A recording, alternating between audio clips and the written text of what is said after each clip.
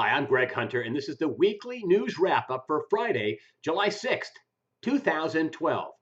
Well, Iran and the curtailment of its nuclear program was back in the news this week big time, but you wouldn't really know that if you were reading and watching the mainstream media. I mean, new sanctions kicked in from the European Union. Apparently, they're going to stop importing Iranian oil. And the Iranians are hopping mad about it. And they are talking once again about shutting down the Strait of Hormuz. And this is a narrow shipping passage that's 30 miles wide on the eastern part of the Persian Gulf. A lot of oil comes out there. About a fifth of the world's oil passes through that narrow shipping passageway. To counter that, the United States military has again this week, sent significant military assets into the Persian Gulf. We're talking to minesweepers and stealth fighters and who knows what else. The Iranians, meanwhile, have made it a very, very overt test firing of a new missile. They made it very public that they test fired a new missile and made sure they told everyone that it could hit any U.S. military base in the Persian Gulf and maybe a little farther. And also, it could hit Israel. Meanwhile, Israel has said, "Hey, listen, if these sanctions and diplomacy doesn't work, we still may attack Iran's nuclear program." The Pentagon also said, a Pentagon spokesman said that if Iranian ships threaten U.S. ships, will, quote, put them on the bottom of the Gulf. Now, what's happening in the Persian Gulf is not peace talks. They are making threatening statements from the Israelis, the U.S., the Iranians. They are doing things militarily that is definitely test firing missiles, moving around assets. They're getting prepared for a possible war.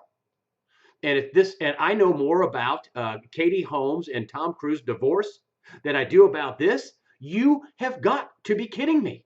I'm embarrassed about what I do know about Tom Cruise and Katie Holmes. Because it's on 24/7 on every channel. He's 50. He's going home alone. They're fighting over Surrey. I know this. I am embarrassed that I know that. And very little in terms of the mainstream media is being discussed or analyzed. Maybe they'll do it, on the weekend news shows. I doubt it. But that's the big story, and has not gone away, is not going away.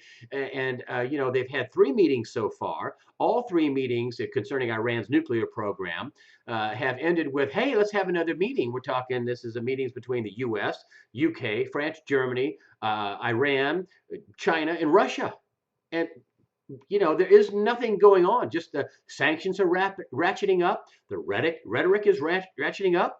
The military movement and missiles and test firing things and the moving of assets is ratcheting up. This is not a peace plan. Absolutely not. The other big news is the interest rate Libor scandal, the alleged rigging of Libor. It's a key interest rate. It stands for the London Interbank Offered Rate. Now, for years, in my circle, they were talking about the LIE bor, not the LIBOR, the LIE bor. They said it was a rigged rate. And here we have allegations of Barclays Bank and people at the top stepping down because of this, of them rigging this key interest rate along with other big banks.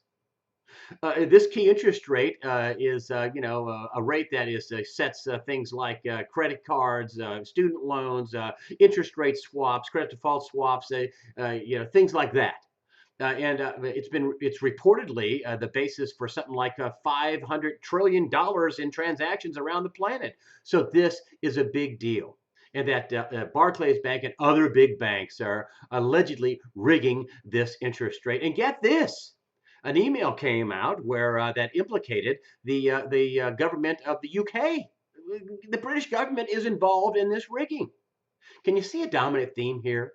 Let's see. Allegations of interest rate rigging. The Fed Reserve buying 60% of the treasuries last year kind of rigs the treasury and gives it false demand.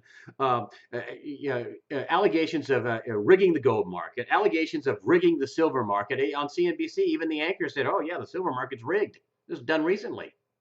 Rigging IPOs and shenanigans, chicanery involving that, like, for example, Facebook. The $100 billion Facebook IPO. And to me, it just smells and reeks of desperation that the system continues to unravel and unravel. This paradigm is coming unraveled. And the folks at the top are increasingly more desperate to keep it together. I mean, it looks like the Western financial world isn't a bunch of learned men and women who are making money and directing the world's capital in an effective way and making some money while they're doing it. It looks like a Western world kleptocracy, a financial kleptocracy. It really is quite frightening that these stories aren't really analyzed more because they mean more to you, way more to you than Katie Holmes and Tom Cruise's divorce. I'll tell you that. That's for sure. That's the way I see it. I'm Greg Hunter. Thank you for supporting USAWatchdog.com.